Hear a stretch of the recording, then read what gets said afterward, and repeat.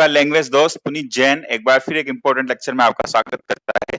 आज मैं बात कर रहा हूँ फोनेटिक ट्रांसक्रिप्शन की, और मैं ले रहा हूँ 5 अच्छे वर्ड्स जो आपके एग्जाम में पूछे जा सकते हैं, और इन्हीं वर्ड्स में हमको मास्टरी करनी है। मतलब इन्हीं वर्ड्स से मतलब है कि वर्ड्स में कैसे सिलेबल होते हैं, कैसे किस जगह पे स्ट्रेस पड़ता है, और क्या उसके सिंबल्स होते हैं।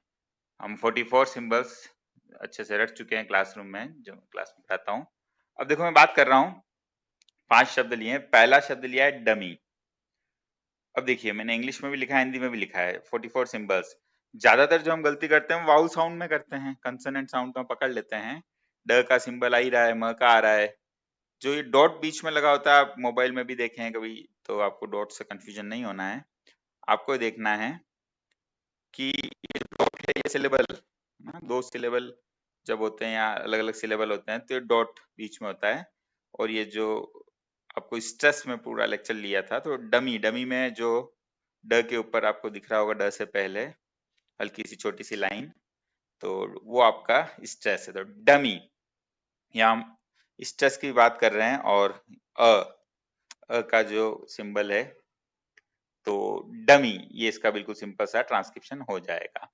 ये लास्ट में जो वाई आता है उसको जनरली अपन छोटा आई से ही डिनोट करते हैं। छोटा आई का मतलब छोटी, हिंदी के हिसाब से देखें तो ई की मात्रा। अगला आपका इंपॉर्टेंट शब्द है फ्रैक्चर। अब इसमें देखो एक अच्छा कंसेप्ट है, ए वाला जो कंसेप्ट मैं बताता हूँ वो वाला कंसेप्ट है। फर तो आप पकड़ ही पा रहे होगे। च का सिंबल हमेशा याद रखिए, क्योंकि च के सिंबल वाले शब्द खूब आते हैं एग्जाम में, जिसको आप टी समाकलन से याद रखते हैं कुछ लोग। और टी के बाद ये लहराता हुआ आपका सिंबल है। और ये लास्ट में जो आर होता है, आर को ब्रैकेट में इसीलिए लिखा है कि आर ऑप्शनल होता है, ब्रिटिश इंग्लिश में वो जनरली नहीं लगाते हैं। Fracture, fracture. फिर है अगला शब्द, अगले दो शब्द बड़े एनर्जेटिक मीनिंग देने वाले शब्द हैं, फुल ऑफ एनर्जी वाले शब्द हैं। तो एक तो ये ई से शुरू है, तो जरूरी नहीं कि आप उसको ए से उच्चारित करो।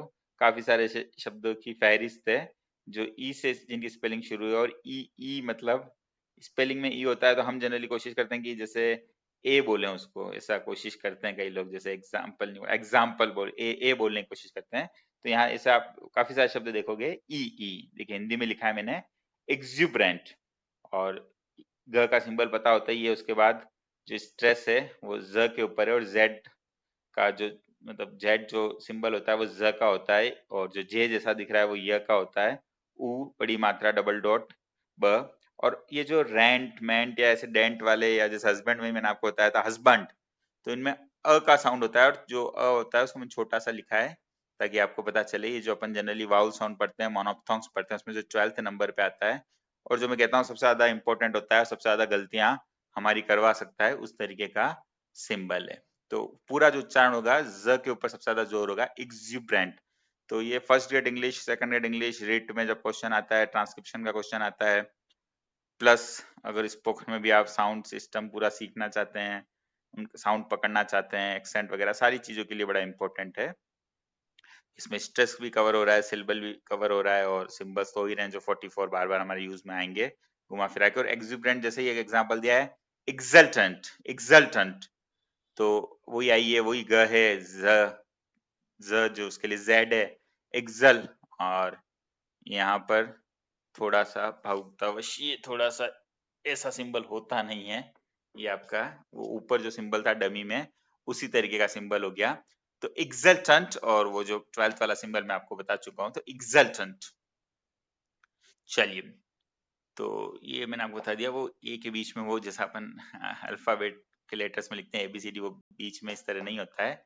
सिंपल से आपको इस तरीके से सिंबल लेना होता है। चलिए, तो ये हो गया एक्सल्टेंट। फिर जो हम बात करते हैं मूंछों की, मस्टेश, या अलग अलग तरीके के साउंड हमको तरह तरीके के लोगों के सुनने को मिलते हैं। तो देखो प्रॉपर साउंड हम कर रहे हैं, तो मस्टाश, म, और वो जो 12th वाला सिंबल है, ये जो 12th वाला सिंबल हमेशा जो मैं बताता हूँ सबसे इंपॉर्टेंट होता है। स्टा में वो स के ऊपर स्ट्रेस है, मतलब सेकंड सिलेबल जो आ रहा है, स्टाश, मस्टाश। और श जो लिखते हैं ये श के लिए, ये आपका हो जाएगा मस्टाश, ये श मेरे हिसाब से नजर आ रहा होगा, ठीक है, मस्टाश। चलिए, और फिर जो हम बात कर रहे हैं श के सिंबल की, और आ के लिए आप ए डबल डॉट लिखते ही हो, तो इस तरीके से आपको पता चल जाएगा। तो चलो पांचों को एक बार देख लें। डमी, फ्रैक्चर, एक्जुब्रेंट, एक्सल्टेंट, एक्सल्टेंट में ये वाला है। ऐसा सिंबल तो एबीसीडी सिंबल नहीं होता, अल्फाबेट में लेटर्स में एबीसीडी लिखते हैं, बाकी इधर फोनेटिक में तो ये होता है। चलिए, मस्टाश। तो पांचों वर्ड सीखिएगा, फिर और इसी तरीके से हम अन्य वर्ड लेकर भी आपके सामने उपस्थित होंगे। फिलहाल के लिए इतना ही, धन्यवाद।